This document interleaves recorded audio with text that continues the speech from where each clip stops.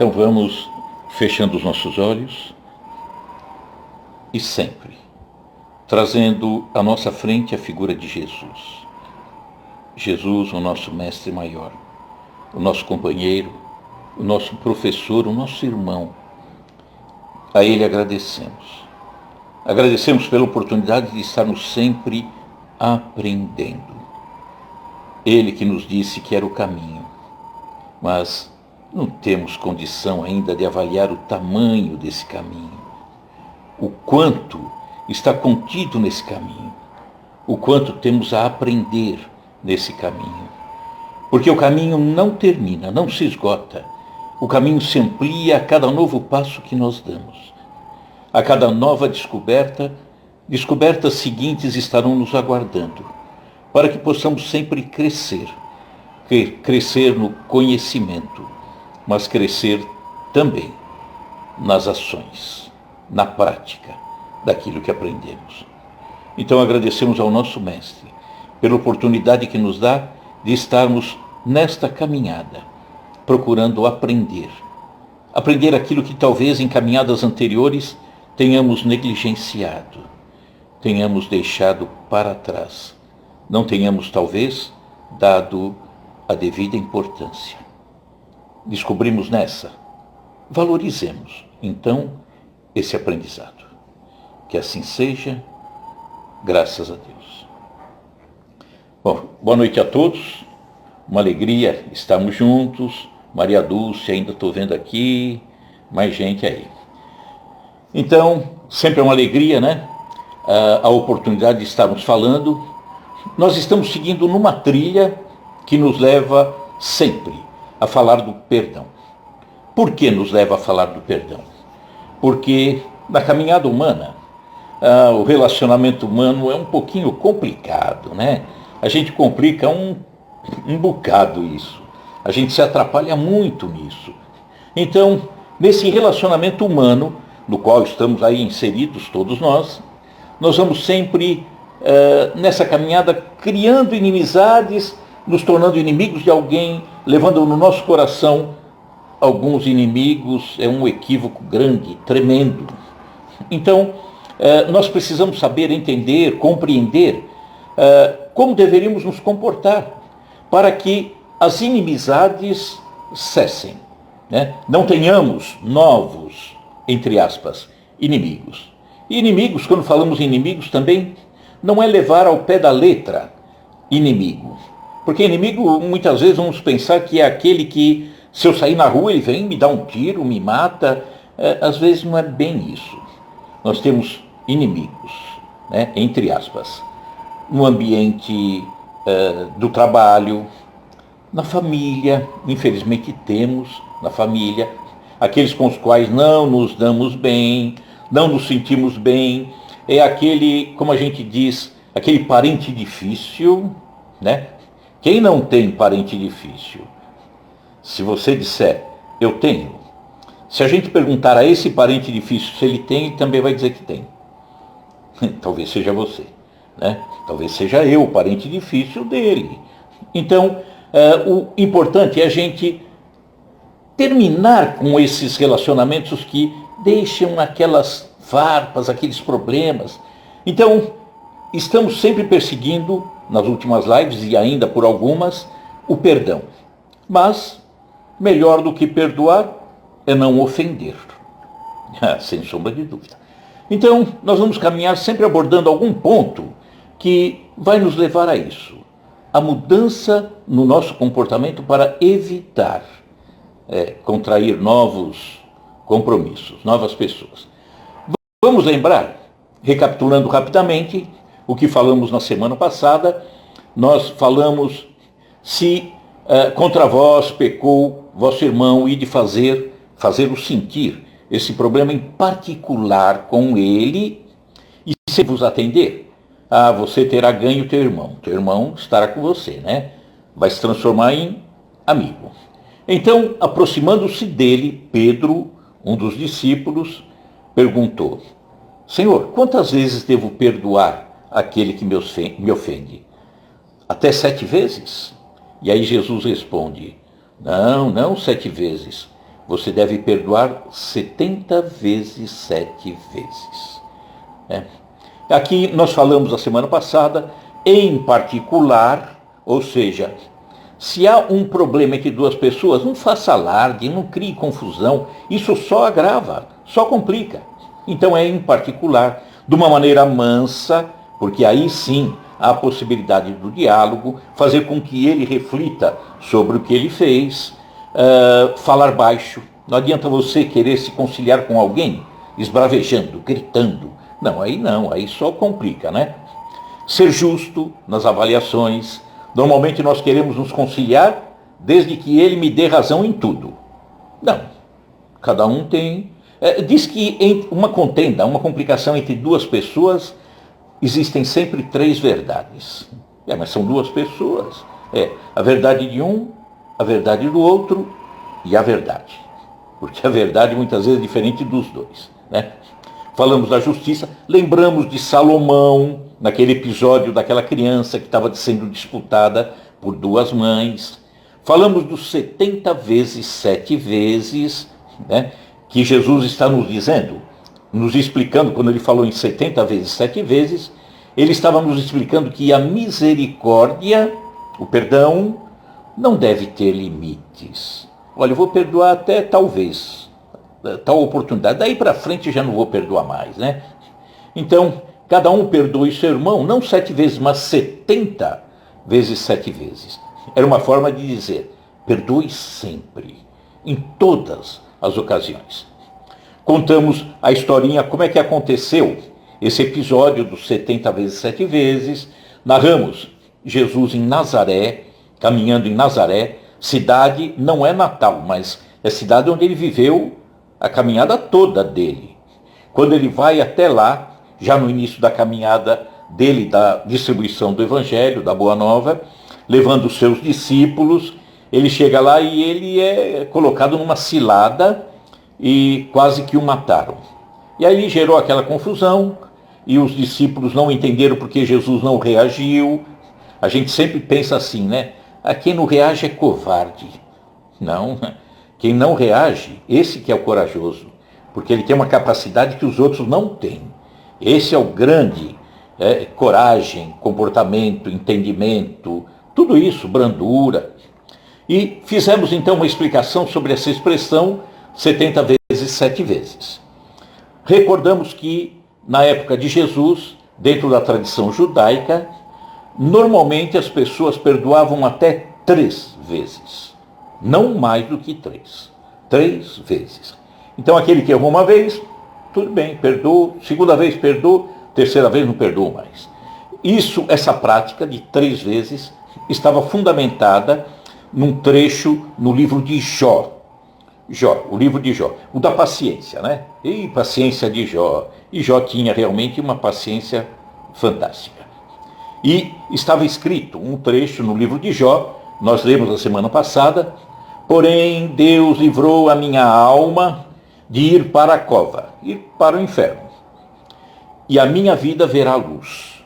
Eis que tudo isto é obra de Deus, 2 ou 3 vezes para com o homem, para desviá-lo ou desviar a sua alma da perdição. Então, era praxe até 3 vezes, mais do que 3 não. Então, aquela pergunta de Pedro, mestre, eu devo perdoar 7 vezes? Era uma demonstração de boa vontade de Pedro, né? Ele não se limitou às 3 vezes. Então, mestre, eu devo perdoar 7 vezes? Talvez imaginando, estou caprichando, estou melhorando, Jesus? Olha, não são 3, estou falando 7, né? Então, Jesus responde, não 7, mas 70 vezes 7 vezes. Ele ampliou aquilo que Pedro havia dito. É a mesma coisa que dizer a alguém, né? Eu vou dar uma camisa. E aí você diz, dá a camisa e dá a blusa também. Aí aparece Jesus e diz, então deu o guarda-roupa todo. Então, ampliou, ele aumentou, né? E ele se utilizava de hipérboles. Ele exagerava na dose, né? Mas era para chamar a atenção. Jesus se utilizou muito, há 2000 anos atrás, das hipérboles, das metáforas, né? Hipérbole, por exemplo, nós falamos, Era uma figura de linguagem que exprime algo de uma forma exagerada. Aumenta ou diminui em exagero, dramatiza em excesso. Falamos do pai e da mãe quando se reporta a um filho. Meu, você fez isso, já te falei mais de 1 milhão de vezes. Né? Daí, né, a hipérbole. Pessoas que dizem, por exemplo, nossa, eu bati o carro. Aí bateu o carro, meu Deus, amassou só o paralama. E a pessoa diz, ei, deu perda total. Que deu perda total? Amassou o paralama. Então nós muitas vezes exageramos, né? Falamos de algumas frases de Jesus. Mais fácil um camelo passar pelo fundo de uma agulha do que um rico entrar no reino dos céus. Fica meio difícil, né? Se a gente não parar para analisar o que poderia ser isso dentro de uma expressão, dentro das hipérboles, né? Então ficaria um pouquinho difícil. O que ele quer dizer? O que Jesus quis dizer? É mais fácil um camelo passar por um buraco de agulha do que um rico entrar no reino dos céus? Então ali ele estava usando de uma figura de linguagem, né? Que seria hipérbole, que ele diz, olha, aquele que é muito apegado, o rico, apegado ao seu dinheiro, é mais fácil acontecer uma coisa tão grande do que ele entrar no reino dos céus, ou seja, está perdido. Né? Outra, nós falamos também a semana passada, se a tua mão é motivo de escândalo, corta. É melhor entrar na vida aleijado do que, tendo as 2 mãos, ires parar no inferno. Então, era uma expressão que Jesus usou, até porque não existe inferno. Né? O inferno, da forma tradicional, não. Esse não existe. Mas Jesus falava, se tua mão é motivo de escândalo, corta. Era a lei de talião. Ele se reportava a lei de talião, dente por dente, olho por olho. Mas quando falamos dessa passagem, nós falamos, será que existe isso? Lembramos que não, eu nunca vi alguém cortando a mão, arrancando um olho, nunca vi. Mas era uma força de expressão de Jesus. Então, a lei de talião acontece. Se a mão é motivo de escândalo, arranca-o. Se a vista foi motivo de escândalo, arranca. Existe. Existe quando nós vamos reencarnar, voltar a um novo corpo após a partida deste, vamos fazer um estágiozinho lá em cima e de repente vamos retornar. Nessa avaliação que faremos para retornar, eu vou avaliar o que é que foi motivo de escândalo, o que é que foi motivo de perdição para mim. Vamos imaginar que minha mão agrediu tanta gente, roubou. Eu falo, puxa vida, como seria bom se eu voltasse? Com dificuldade nas mãos. Por quê? Porque aí eu pelo menos com essas novas aqui, eu não vou fazer mais complicação. Né? Então, existe a lei de talião, só que é determinada por mim, não por terceiros. Falamos mais uma ainda. Virão os anjos, separarão os maus dentre os bons, e os lançarão na fornalha de fogo, onde haverá pranto e ranger de dentes, com todo respeito aos nossos irmãos de outros segmentos, eles vão ao pé da letra. O que é fornalha? O que é inferno? O que é ranger de dentes? Né? Anjos virão e separarão os bons dos maus. É tudo normal isso. Isso aqui é só uma figura. Vamos lembrar que Jesus era asiático. O asiático sempre usou dessas figuras. Então, o anjo vem e separa os bons dos maus. Que anjo? Deus? Algum poder? Não, somos nós, através da nossa consciência. Nós sabemos quando erramos, como nós sabemos quando acertamos. Quando eu erro, eu tenho que pedir desculpa. E quando acerto, eu tenho que prestar atenção e tentar melhorar. Melhorar aquilo que eu já acertei. Né? Tem que fazer isso aí. Então, essas figuras que Jesus diz, olha, o mal será jogado na fornalha, é a fornalha da consciência que pesa, que maltrata, é como um fogo. Então, falamos isso. Ainda temos outras frases, né, que não comentamos, mas que tudo isso, nós precisamos trazer esses ensinamentos raciocinados, não dessa figura alegórica deixada há 2000 anos e fazer disso uma coisa real. Não. Tem um sentido atrás disso tudo. Então nós precisamos procurar entender esses ensinamentos de uma forma racional. Trazer para hoje, para os dias de hoje, em todos os ambientes. Olha como nós falamos, ou temos a chance, de falar de Jesus, agir Jesus, até sem falar o nome Jesus. Em qualquer ambiente. Eu tenho que levar Jesus, a filosofia, colocar aqui dentro, ou seja, aquilo que ele me orientou, aquilo que ele nos orienta, levar esse entendimento de uma forma racional, né, para esses ambientes e agir da melhor maneira. Olha como é simples.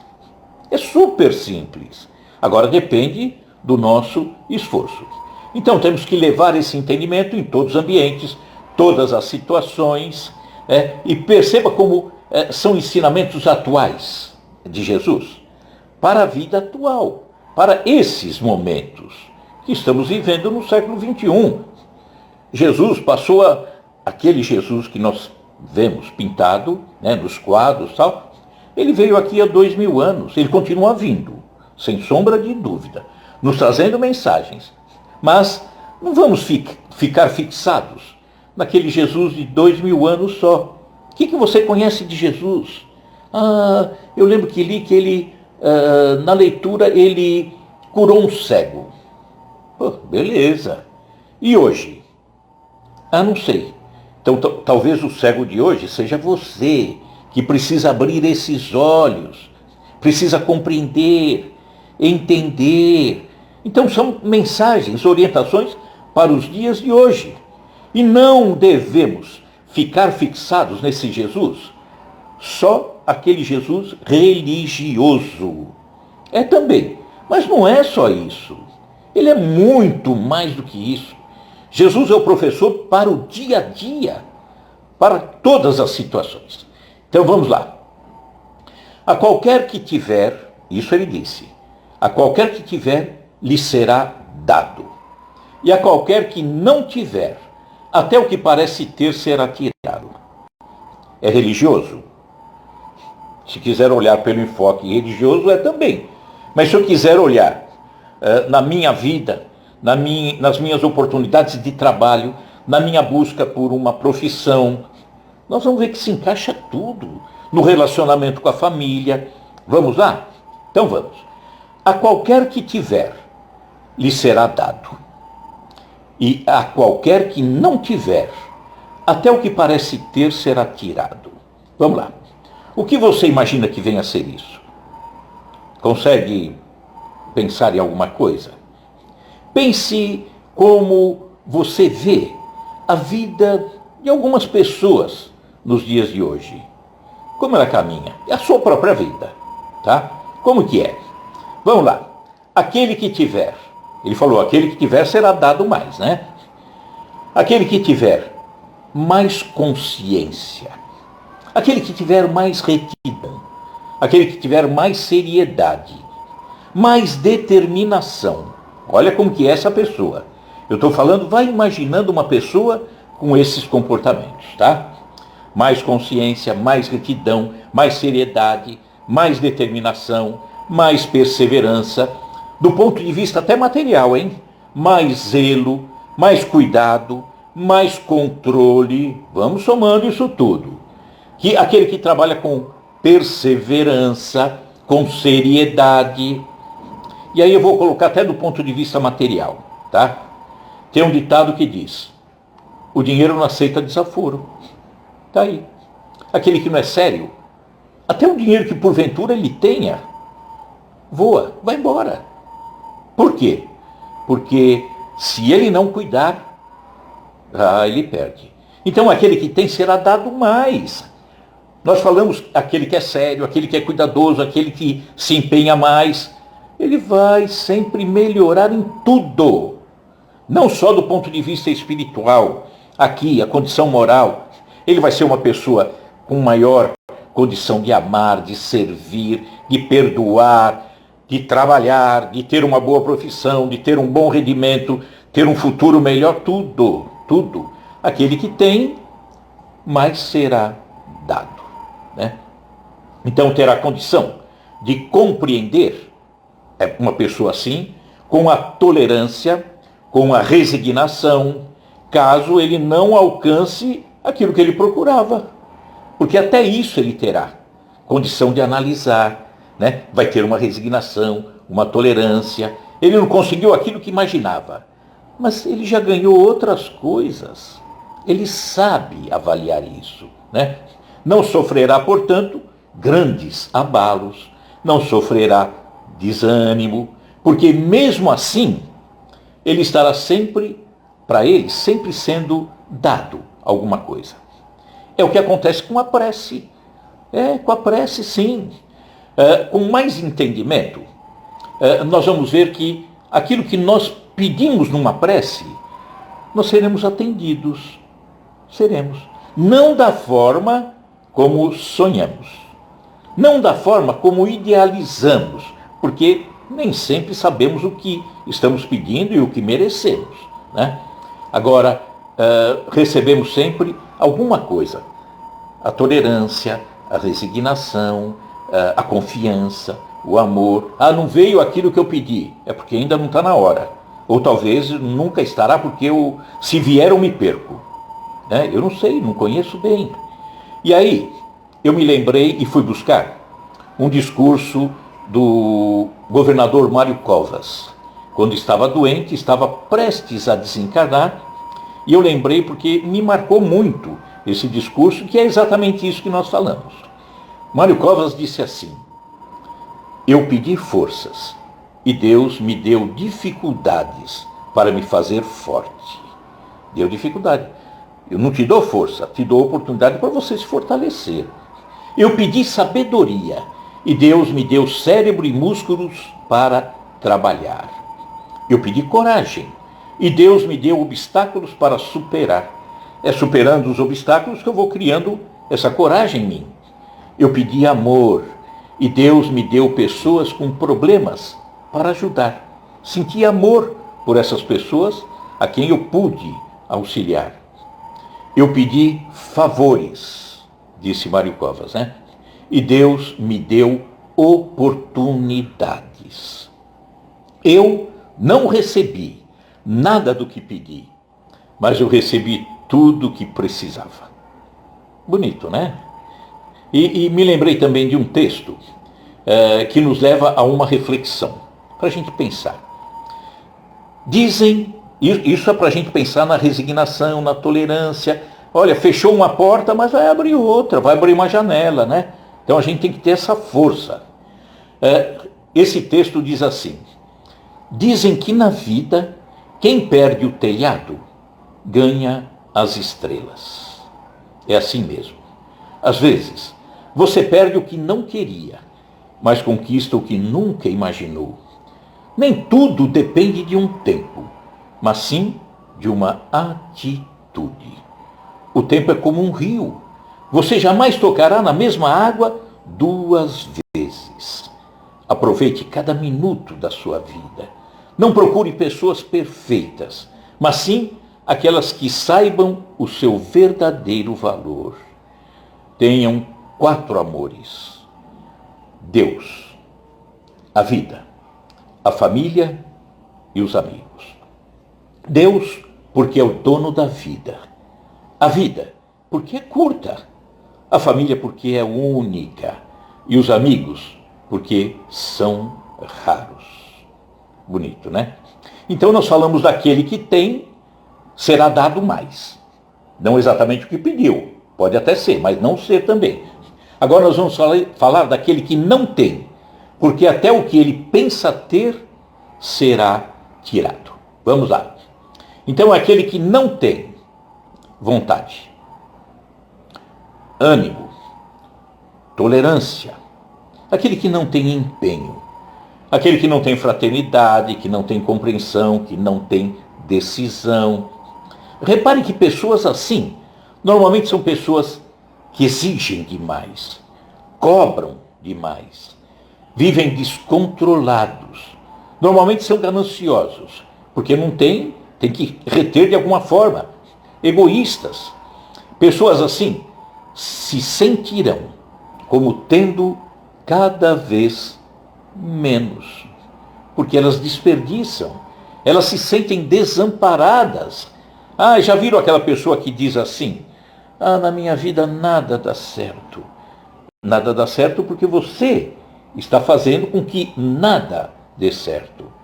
Se arrume, coloque-se no prumo, na direção melhor. Haja de uma forma que você vai conquistando coisas interiores, a paz, a serenidade, o amor, a amizade, a fraternidade. Você vai ver como você se compreendendo, as coisas começarão a melhorar, começarão a dar certo. E nunca mais você dirá: Deus se esqueceu de mim, né? Porque pessoas assim acabam sempre invejosas, irritadiças, descontentes. São pessoas sofridas, pessoas derrotadas. Olha a outra aqui de Jesus, hein? Essa aqui também. Ele fala: por que você vê um cisco no olho do teu irmão, um cisquinho, coisinha mínima, e não percebe a trave que você tem no teu próprio olho, né? É Jesus falando. Você vê que ele usa coisas fortes, um cisco, uma trave. Então, ele está falando da facilidade que nós temos de ver algo errado, mesmo que seja pequenininho, no outro. Um cisquinho.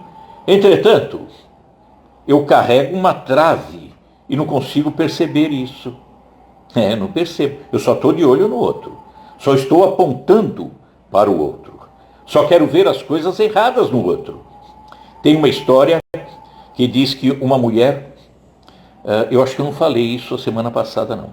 Uma mulher que ela se sentava para tomar o café da manhã com o marido e pela janela ela via a casa do vizinho.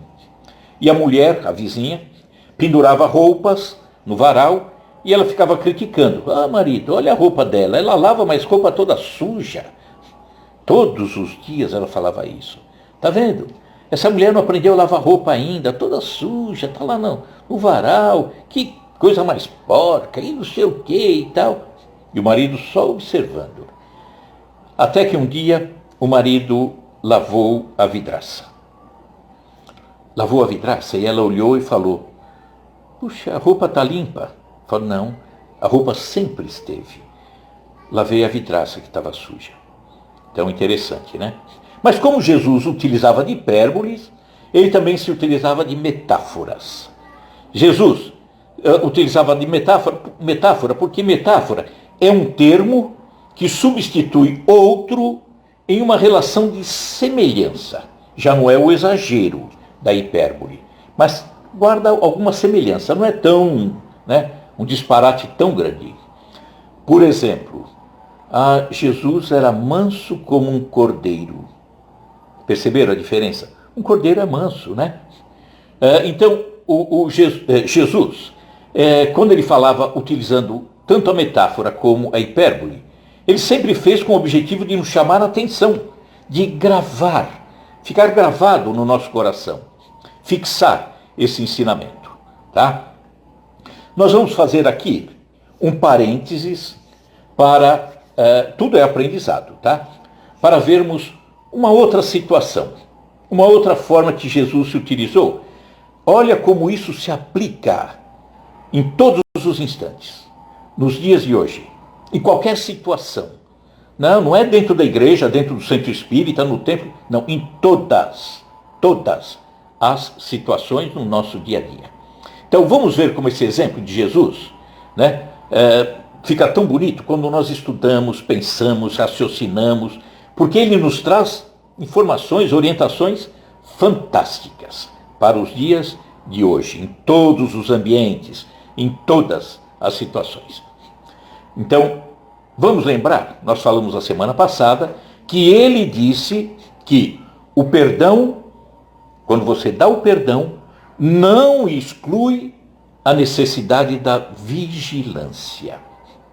Não pode excluir. Mas será que Jesus falou, continue de olho no irmão que você perdoa, mas fique atento? Falou sim. Por quê? Porque seria um erro, um equívoco nosso. Imagine que uma pessoa veio, entrou na minha casa, maltratou as pessoas, maltratou minha família, roubou o dinheiro, e aí eu digo para ele, olha, meu irmão, tudo bem, você está perdoado. Que bom, estou perdoado. Então posso continuar dentro da sua casa? Me desculpa, agora já não tenho clima. Você está perdoado, mas por enquanto, né? Ou seja, vigilância. É necessário vigilância. E Jesus pregou isso. Mas Jesus exagerou dessa forma. Não é exagero. É normal. É normal que seja assim. Então, como é importante nós raciocinarmos. Porque talvez você nunca tenha pensado nisso, né? Talvez nunca tenha pensado. E aí nós vamos ver como é importante. Não podemos ser ingênuos nas situações com as quais nos defrontamos no dia a dia. Querem ver como Jesus falou? Vamos lá. Ele ensinou: eis que eu vos envio como ovelhas para o meio de lobos. Ele sabia que aqueles que iam levar a mensagem eram pessoas mais doces, ovelhas, no meio de lobos, aqueles mais violentos. E aí ele continua: sede, portanto, prudentes como a serpente e simples como os pombos. E aí nós vamos ter que decifrar isso aí, né? Vocês vão ver como é diferente a forma de entendermos. Como devemos aplicar isso no dia a dia. No ambiente de trabalho, na escola, em qualquer local. Nós vamos nos deparar com situações que vão nos fazer lembrar disso. Essa frase de Jesus, eis que eu vos envio como ovelhas no meio de lobos. Sede, portanto, prudentes como a serpente e simples como as pombas. Ele disse, quando ele preparava os discípulos para saírem e levarem o evangelho, levar a boa nova para fora. Ou seja, se aproximava o momento de Jesus partir, de ser morto. Então ele preparava os discípulos para irem para o mundo e levarem o evangelho. Olha, vocês são ovelhas no meio de lobos. Sejam prudentes como a serpente, mas simples como as pombas. Então Jesus começa falando de uma realidade difícil que os discípulos iriam encontrar, por levar uma mensagem tão diferente da realidade daquela época. Eles iam chocar as pessoas, iam chocar com a bondade, com uma mensagem tão bonita. Então, naquele momento, Jesus afirmava que a missão desses discípulos ia ser perigosa. E se eles agissem como nós normalmente agimos, imagine quantos inimigos eles ganhariam. Que fizeram muitos inimigos, mas aí é o problema de quem tomou a iniciativa de se tornar inimigo deles. Eles não se tornaram inimigos de ninguém. Forma de pensar, né? Então, essa frase não era para colocar medo nos discípulos, porque aí eles nem sairiam, ficariam em casa e deixa a mensagem para depois. Por quê? Porque era Jesus dizendo, vocês são ovelhas. As ovelhas são guardadas pelo pastor, que era Jesus. Então, não vou deixar vocês sozinhos. A mensagem, essa frase, era para que houvesse atenção da parte deles. Que não fossem tão ingênuos, a ponto de caírem em armadilhas. Por isso ele disse, em primeiro lugar, lembra que ele falou, olha, vocês são ovelhas que vão para o meio dos lobos. Sejam prudentes como as serpentes e simples como as pombas.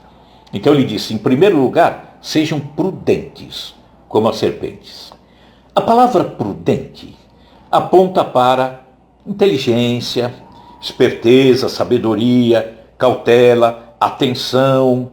Então sejam observadores, fiquem atentos como a serpente. A serpente está lá escondidinha, mas está vendo o que está acontecendo. Vocês sejam prudentes como ela. Assim como a serpente tem todas essas características que trazem a ela mais segurança para escapar dos seus predadores. A serpente não fica marcando bobeira, não. Ela fica escondidinha, ela é prudente. Os discípulos também deveriam buscar ter essa característica enquanto estavam em missão. Olha, é um olho no gato, outro, né, na frigideira. Então, era Jesus chamando a atenção. Olha, não fiquem de bobeira, não. Né? Não fiquem achando, olhando para o céu e vão pisar em vocês. Tá? Só depois é que ele diz, sejam simples como as pombas. A palavra simples aponta para algo sem maldade, algo livre de malícia, algo puro. O foco aqui é que seus discípulos não podiam perder a essência da bondade, do respeito, do amor, que é próprio do Mestre, né? Que tanto enfatizou na sua mensagem. Então, não se esqueçam, vocês têm que ser simples como a pomba, porque senão perderia sentido, né? Mas sejam antes prudentes como a serpente. Então, eles não podiam perder a confiança, a vontade, a determinação.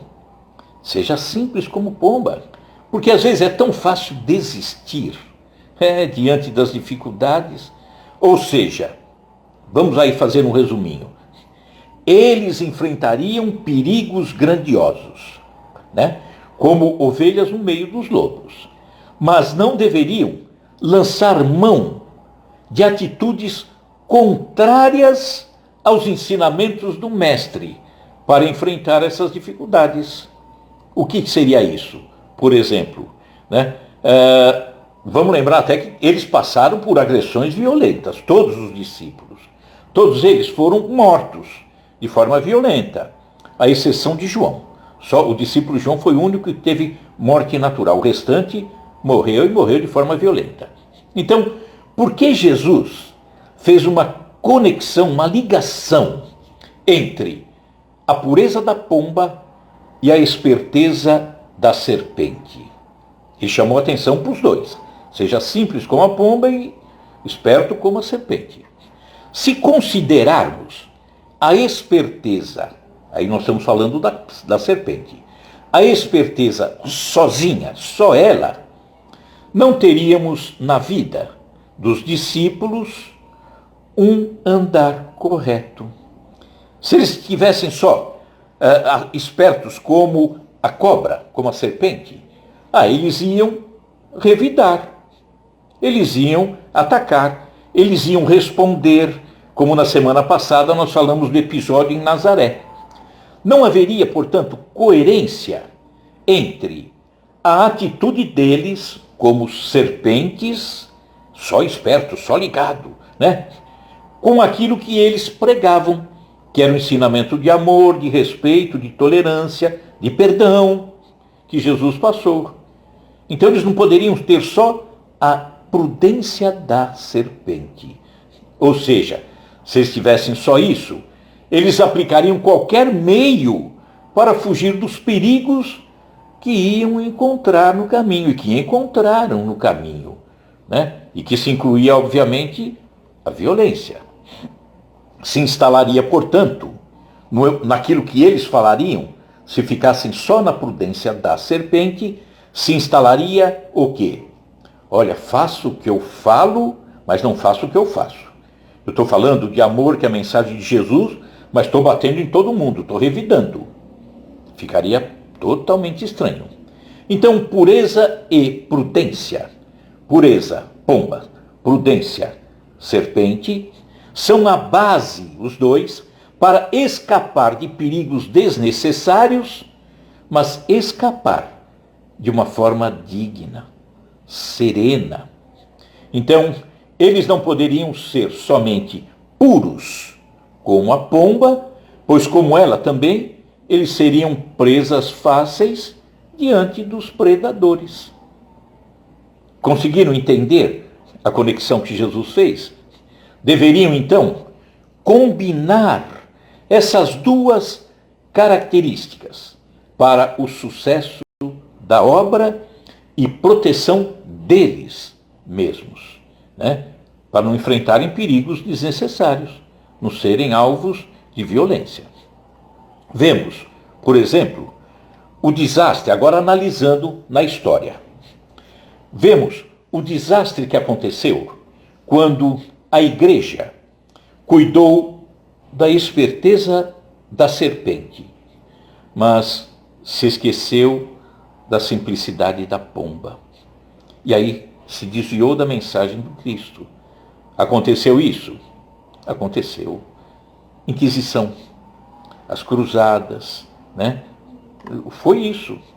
Desviaram-se da pureza do ensinamento de Jesus, mas ficaram atentos à violência, ao revide. As cruzadas que foram lá para a Terra Santa para retomar aquilo, mas foram levar o que lá? A mensagem de Jesus? A mensagem de Jesus é a simplicidade da pomba. Mas eles foram só na prudência da serpente. Só foram na violência, né? Então, outra forma também em que a igreja acabou, infelizmente, se distanciando da simplicidade da pomba, mas agarrou na prudência da serpente, foram nas questões de interpretações dos ensinos de Jesus. Em algumas coisas ficou algo violento, culpa que Deus nos impõe, um inferno, penas eternas. Ficamos na serpente e não tivemos a chance de ver a pomba. Questões, por exemplo, como um inferno, como tantas coisas que acabaram ficando, né? E que não faz sentido.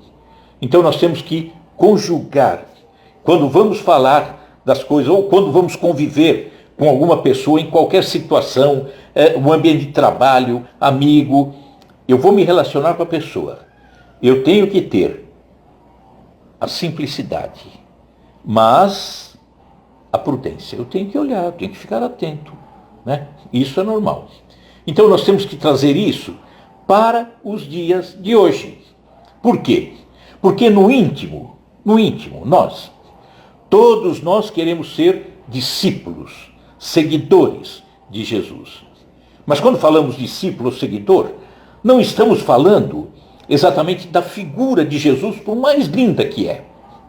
Linda. Nós estamos falando de ser discípulo, seguidor da filosofia que Jesus nos deixou. Mas, diante das seduções que o mundo nos oferece, prazeres, poder, dinheiro, status, vícios, um monte de coisa, ou diante até das dificuldades, das agressões, das dores, problemas de relacionamento, problemas financeiros, doenças, às vezes, que parece ser muito mais fácil desistir. Vamos imaginar o que se passou com os discípulos há 2000 anos. O que aconteceu com Paulo de Tarso? Paulo de Tarso, que saiu de uma, entre aspas, mordomia dentro do judaísmo. Ele era uma pessoa de extrema projeção, seria extremamente rico.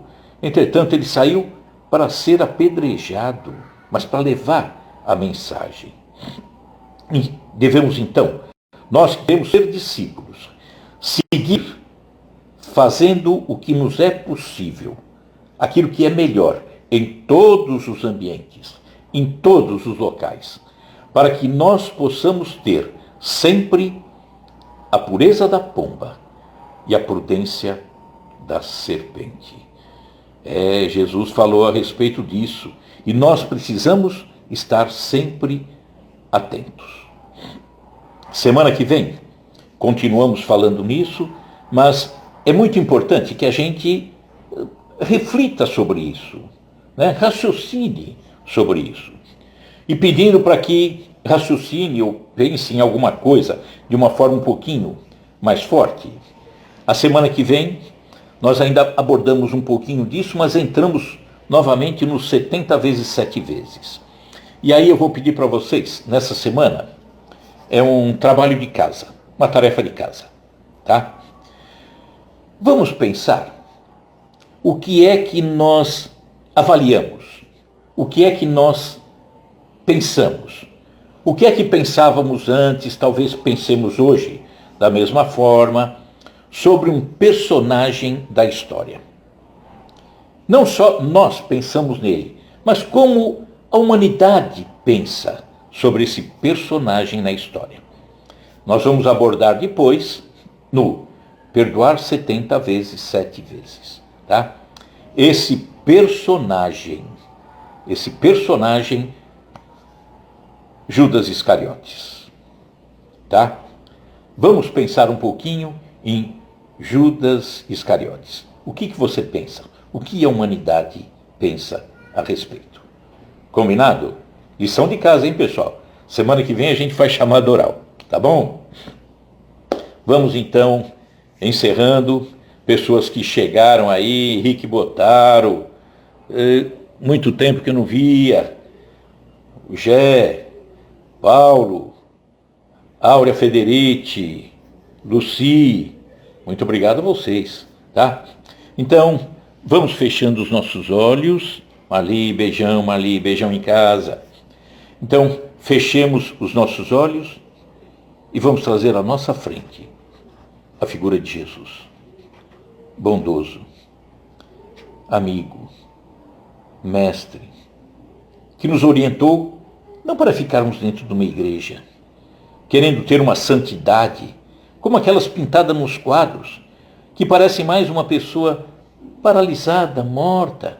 Não, temos que ser atuais, ativos, atuantes. Sim, sairmos pelo mundo, levando a simplicidade da pomba, mas o cuidado que a serpente tem, a prudência da serpente também.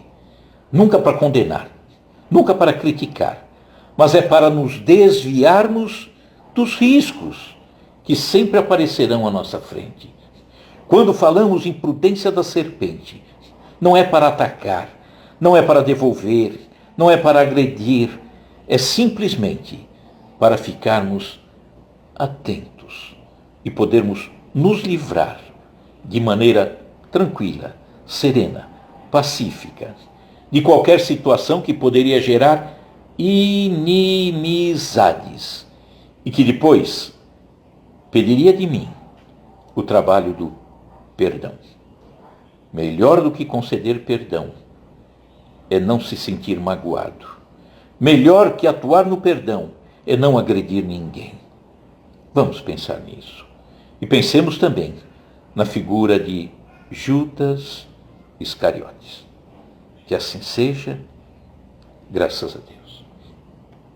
Forte abraço, pessoal, Geuci, todo mundo que está aí. P. Campos, um abraço, P. Campos, tá? Um abraço a todos vocês, muito obrigado pela companhia. Semana que vem, novamente juntos, tá? Pandemia continua, então, Jesus no coração e álcool em gel na mão. Forte abraço, pessoal. Aí, obrigado, Henrique. Obrigado a todos vocês. E semana que vem, novamente juntos. Tá bom? Muito obrigado, pessoal. Muito obrigado mesmo, viu? Fiquem com Deus. Tchau, tchau.